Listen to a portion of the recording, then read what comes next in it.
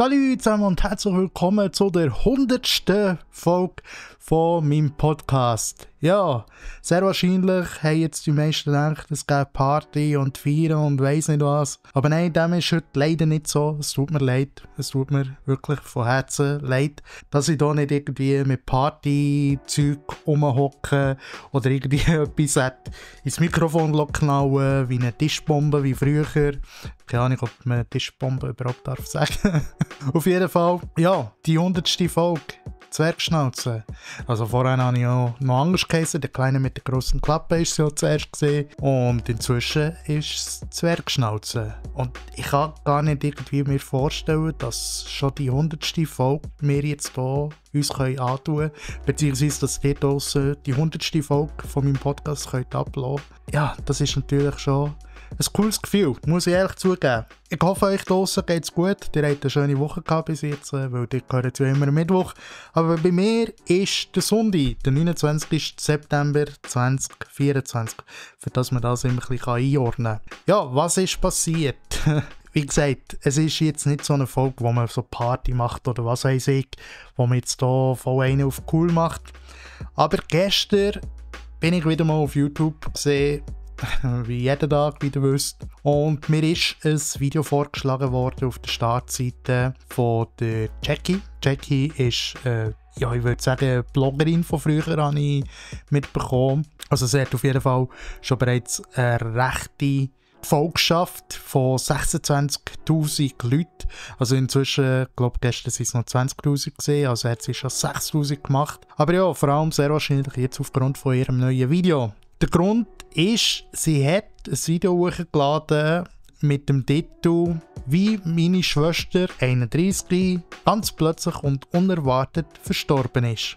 Und ich war hier noch etwas am Machen am Computer und ich bin einer, der immer ein bisschen Videos uploadet, dass einfach etwas noch am Reden ist, wenn ich da irgendetwas mache. Oder ab und zu auch Musik. Einfach eben, wenn ich da auch ein bisschen die Schnauze voll habe von Musik, lasse ich ein Video ablaufen und schaue nachher das. Und eben da ist mir das Video vorgeschlagen worden von der Jackie, hier auf diesem Kanal. Ich habe sie jetzt auch abonniert. Und man sieht schon bereits hier bei den neuesten Videos, also vor 7 Monaten hat sie das letzte Video hochgeladen. Da ist es vor einem Jahr, 2 Jahren.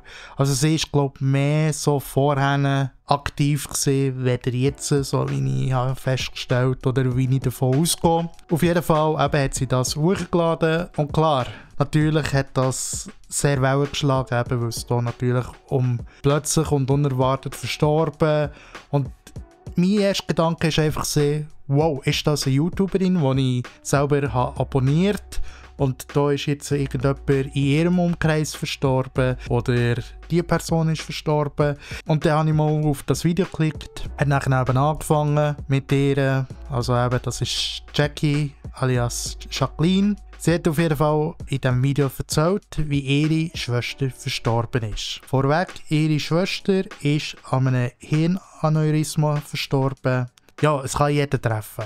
Das Video ist zusätzlich noch eine Prävention in Form von, dass sie zuletzt auch erklärt, was die Symptome sind, wo man dort hätte können erahnen, dass es eben auf ein Hirnaneurysma zurückzuführen ist. Und ich habe einfach das Video gesehen und habe gedacht, okay, jetzt nach dem Video gehe ich mal Kommentare durch, wie ich es ab und zu mache bei denen. Mache ich auch beim Tobias Such, den ich letztes Mal erwähnt habe. Auch bei anderen gehe ich ab und zu Kommentare durch, vor allem bei Tutorials immer gut. Wenn du hier und da zuerst Kommentare durchgehst, für mal zu schauen, funktioniert überhaupt das, was die Person meint. Meistens gehen ja Tutorials auch da rein mit «Ah ja, die könnt ihr übrigens dieses und jenes in meinem neuen Kurs, da, in meinem Link unten, dort könnt ihr es lernen.» Und dann lässt man das dann schon bereits in den Kommentaren.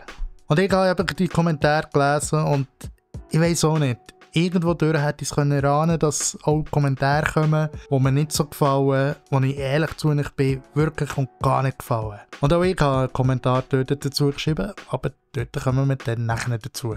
Aber einfach für das ihr mal wisst, ich bin mal hier die ganze Kommentarspalte runtergegangen. Also inzwischen sind es natürlich mehr. Inzwischen sind es 775 Kommentare, die da sind geschrieben wurden. Man sieht, das geht richtig runter. Ich habe auch viele Kommentare, die darauf geantwortet wurden, habe ich schon bereits aufgemacht. Auf jeden Fall sieht man hier schon der erste hier. Mein Beileid. Ist sie geimpft worden?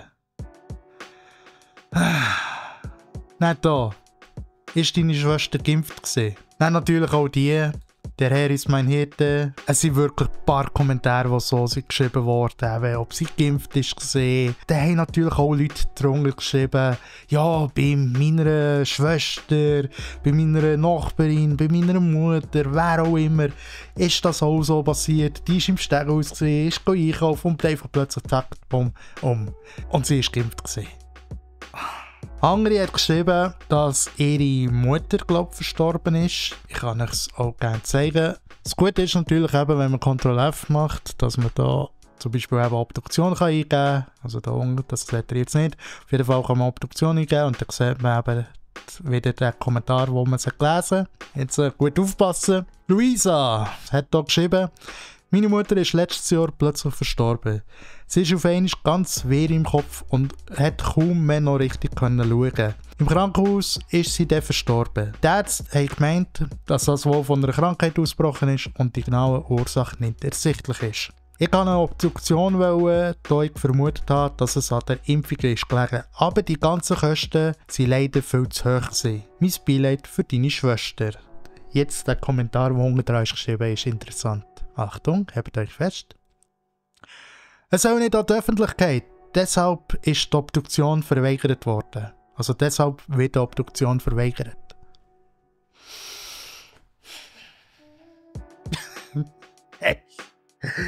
Das kannst du dir nicht ausdenken. Das kannst du dir nicht ausdenken.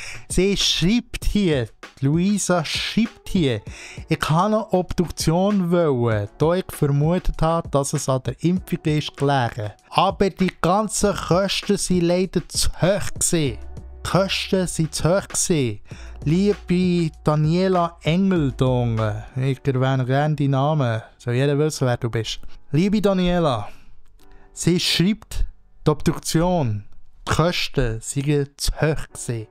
Hat sie also gewusst, A, was der Preis ist von der Obduktion und B, was wichtiger ist, dass eine Obduktion überhaupt möglich ist, die ist nicht verweigert worden. Die Obduktion hätte durchgeführt werden. Es ist so, dass wenn du eine Obduktion verlangst als Angehörige, dann werden die Kosten dir berechnet. Es ist auch so, dass wenn ein Arzt eine Obduktion verlangt, der zahlt dementsprechend der Arbeitgeber, also das Krankenhaus, wo der Arzt tätig ist, die Obduktion. Und wenn die Staatsanwaltschaft eine Obduktion verlangt, dann kommt nachher ein Gericht dafür auf. So einfach ist es. Und du hast natürlich auch das Recht, als Familienmitglied, wenn du dir nicht sicher bist, wie die Person verstorben ist, und du möchtest eine Obduktion, hast du das Recht, eine Obduktion zu verlangen. Jedoch aber wird dir eben als Auftraggeber die Kosten in Rechnung gestellt.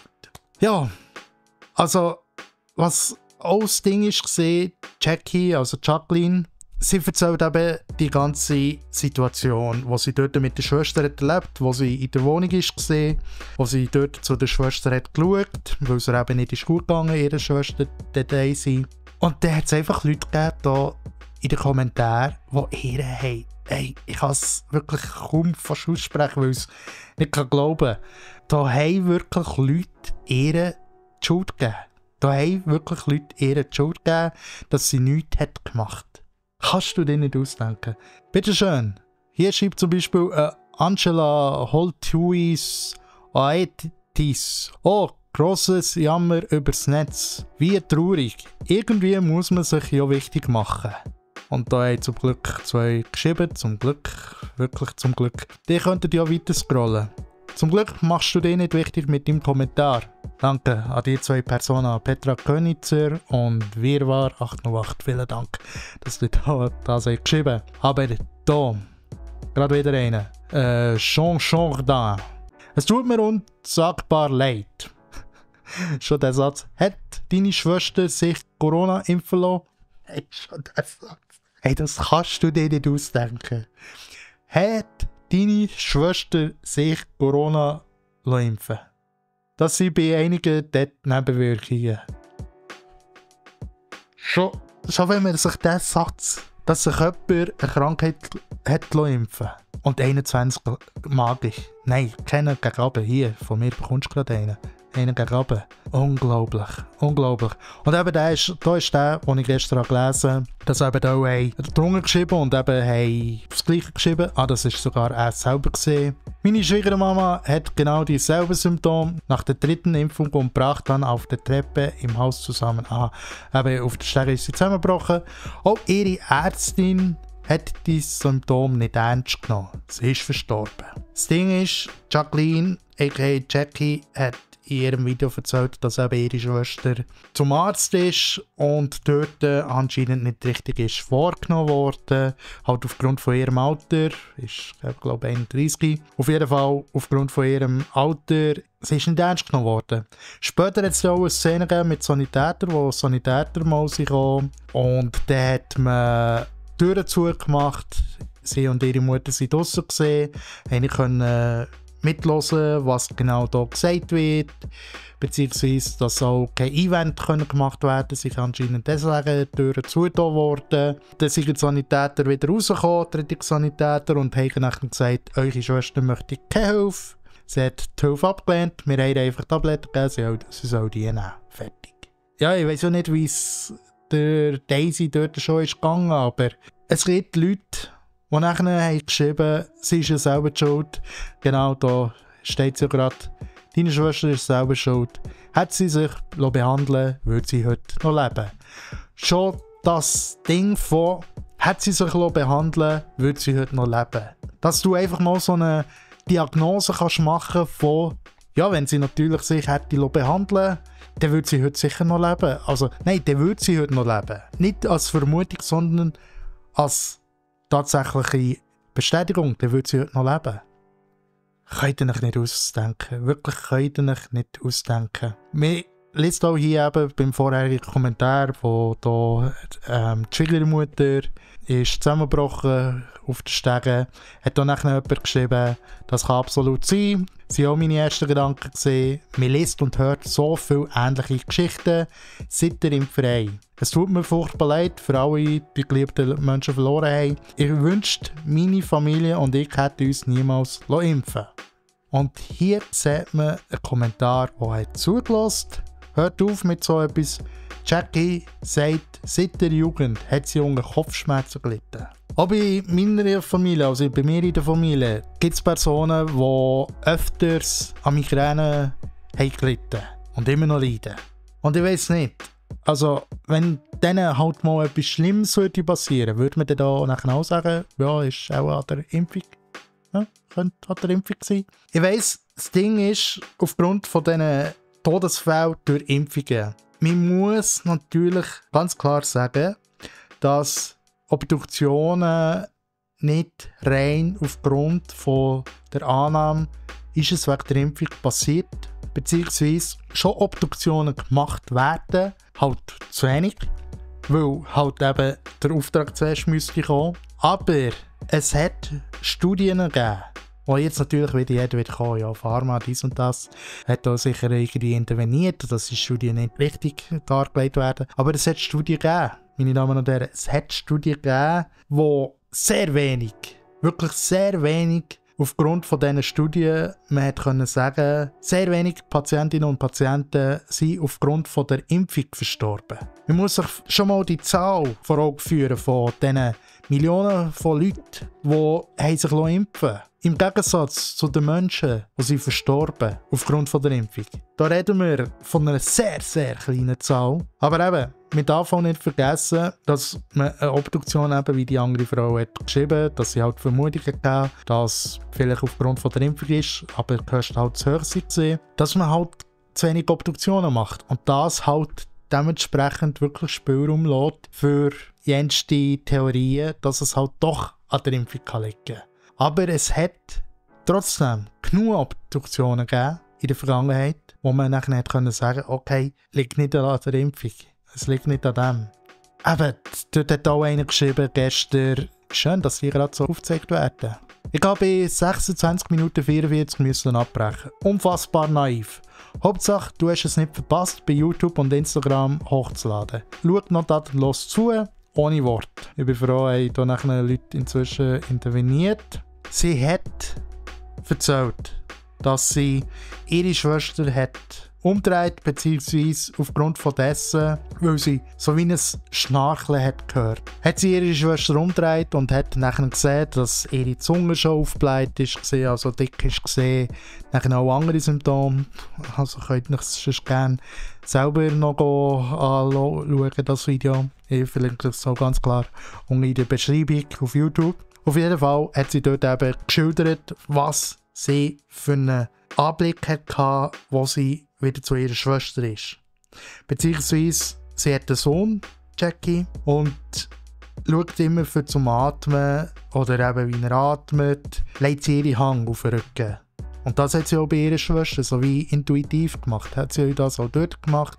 Das Ding ist halt gesehen, ihre Schwester hat nicht geatmet. Dann hat sie es eben gedreht und hat eben gesehen, dass dort, Dann hat sie im Sanität, also im Rettungsdienst angerufen. Ist da mit dem am Telefon gesehen, wo sie hat angewiesen, wie sie ihre Schwester muss reanimieren muss. Wo ich als einziger Punkt mich ein bisschen gefragt, nicht aufgrund dessen, was sie hat gemacht hat, sondern ich habe mich ein bisschen gefragt, ist es in Deutschland nicht auch eine Pflicht, sobald du Auto fährst, dass du auch so etwas wie einen Nothelfer machst? Weil bei uns in der Schweiz ist es ja so, ich nehme an, das ist halt immer noch so, aber bei mir ist es dann zumal so gewesen, dass man eben eine Fahrprämie machen wollte, dass ich den Nothelfer machen musste. Also dann zumal schon bereits bei meiner A1-Prüfung, genau.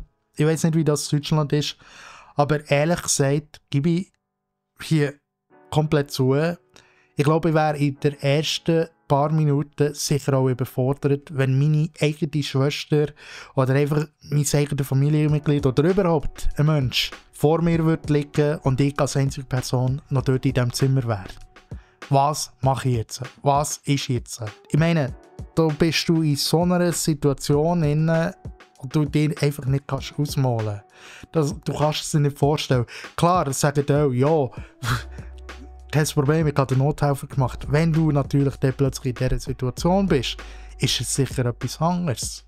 Wenn du das nur lediglich in der Theorie hast gelernt. Wenn du nachher in so einer Situation bist, ist das komplett etwas anderes. Und sie hat ihre Schwester reanimiert. Man darf nicht vergessen, eine Reanimation ist nicht ohne. Eine aktive Reanimation durchzuführen ist nicht ohne. Das Ding ist auch, der Notarzt ist nachher gekommen, hat ihr aber auch erklärt, dass es sehr wahrscheinlich aufgrund von einem Hirnaneurysma ist, dass ihre Schwester ist verstorben aufgrund von den Symptomen, die er jetzt dort hat gesehen. Also das ist nicht zum gleichen Zeitpunkt gesehen, wie die Sanität ist gekommen, die Rettungssanität, das ist dann eben später gesehen, was sehr kritisch ist gesehen. Und der Notarzt ist zu ihr auf die Stege gehockt und hat gesagt, du hättest nichts mehr machen können. Es war schon zu spät gewesen, beziehungsweise das, was sie als Schnarchen hat wahrgenommen, ist schon bereits Röcheln gewesen. Und da hat auch, habe ich heute vorhin gerade noch gesehen, auch einer gesagt, dass man ganz klar ein Röcheln von einem Schnarchen kann unterscheiden kann. Ich selber kann es nicht sagen, ich kann es nicht bestätigen, es kann sein, aber nochmal, du bist in einer Situation, jetzt hätte ich fast geflucht, du bist in einer Situation, die nicht alltäglich ist. Wo du dir selber sehr wahrscheinlich auch nicht einfach so mal kannst vorstellen. Stell dir vor, ja eben, wie der andere, der hat geschrieben, oder die andere Frau, ist glaube ich eine Frau, die hat geschrieben, die Schwiegermutter, einfach mal im Stegenhaus zusammengebrochen. Da denkst du dich auch nicht als erstes gerade an die Reanimation. Da denkst du sehr wahrscheinlich auch als erstes, was mache ich jetzt? Wenn du natürlich eine Person bist, die tagtäglich damit zu tun hat, heisst Krankenschwester oder eben Rettungssanität oder was auch immer im Gesundheitsberuf bist, wo tagtäglich mit so etwas konfrontiert bist, hast du vielleicht schon bereits ein anderes Verständnis bzw. auch eine andere Situation, wo du nachher dort drin auch Angst reagieren. Ja, nein. Die Kommentare, also die lassen mich wirklich sprachlos. Und ich kann euch jetzt auch gerne auch vorlesen, was ich habe geschrieben. Also das mache ich sehr, sehr gerne. Aha, es ist ein bisschen länger, tut mir leid, aber ja. So ist es bei einem Podcast. Und ich habe geschrieben, liebe Jackie, dieses Video ist mir auf der Startseite vorgeschlagen worden. Mein tiefstes Beileid dir und deiner Familie für den Verlust von der Daisy. Ich kondoliere. Die Situation und die Bilder, die dir jetzt wo immer wieder im Kopf durchgehen, kann ich mir kaum vorstellen. Fühlt euch gedrückt. Sam. PS, ab hier solltest du oder deine Familie jetzt nicht mehr weiterlesen. An ein paar Menschen in den Kommentarspalte, die bereits vor mir Kommentare haben geschrieben und sehr wahrscheinlich noch ein paar nachher werden schreiben, die dürft gerne weiterlesen. Ist das gerade euer Ernst, was der ein oder andere hier vor euch gerade in den Kommentaren von sich gibt? Der eine sagt, dass er in der Mitte des Videos aufhören musste, weil Jackie seiner Meinung nach kaum Hilfe hat geleistet, während sie bei der Daisy in der Wohnung war. Hat aber das Video frühzeitig aufgehört, um nicht bis am Ende zu begreifen, dass sie gar nichts mehr machen konnte. Der andere fragt wiederum, ob sie geimpft war. Keine Kondolation, kein Mitleid, nein, einfach nur die Frage, ob ihre Schwester geimpft war. Dann noch Leute, die sagen, dass es in ihrem Umkreis ähnliche Fälle aufgrund von Impfungen gegeben. Natürlich gibt es auch Menschen, die jetzt auf ihren Glauben zählen. Ich bin auch christlich aufgewachsen. Beim Verlust von meinen Menschen hat der christliche Glaube jedoch nicht wirklich geholfen während dieser Zeit. Liebe Menschen, die solche Kommentare loslassen, vor allem die wegen der Impfung, habt ihr überhaupt so etwas wie Verstand und Herz? Da hockt eine Frau vor euch im Bildschirm, die um ihre Schwester trauert, die während ihrer Trauer halt auch ein Video dazu aufgenommen hat. Ich kann so etwas auch als Trauerbewältigung sehen. Das glücklicherweise dazu noch zur Prävention in unserer Gesellschaft kann beitragen kann, damit ihr möglichst oder ähnliche Symptome wie die von ihrer Schwester bei euren Mitmenschen könnt erkennen. Habt ihr überhaupt das ganze Video gesehen? Habt ihr die Vermutung vom Arzt gegenüber der Jackie noch gehört? Danke, wenn du bis hier hast gelesen und gerade so einen Kommentar oder ähnlichen geschrieben oder gerade noch hast schreiben. Ich habe nachher 7 Antworten darauf bekommen. 7 Antworten sind mir hier unten dran geschrieben worden. Der erste war, ich finde hier keinen einzigen Kommentar, der sich mit deinen angesprochenen Thematiken beschäftigt. Lustig ist nachher, Virginia, vielen Dank an dich. Komisch, ich schon. Da schreibt nachher jemand, spielt ja keine Rolle, ob sie noch hätte etwas tun können. Sie hat davon ausgehen, dass sie helfen kann und hat es nicht gemacht. Das finde ich richtig heftig. Natürlich hat sie geholfen, schreibt hier Likna, vielen herzlichen Dank an dich. Natürlich hat sie geholfen. Sie hat alles gegeben, was sie in diesem Moment hätte können. Wer weiss, wie du dich in so einem extremen Moment verhalten würdest. Das ist eben das, was ich sage. Wie würdest du dich in so einer Situation verhalten? Das können wir uns gar nicht vorstellen in diesem Moment. Hoffentlich musst du hier nie durch. Und ich denke auch, dass man da ausgebildet kann sein und alles, wenn man da die eigene Schwester liegt, ist das nochmal eine ganz andere Situation. Da bin ich vollkommen mit einig. Und die Person, die eben geschrieben, dass sie eben nichts gemacht hat, nein, das sehe ich nicht so.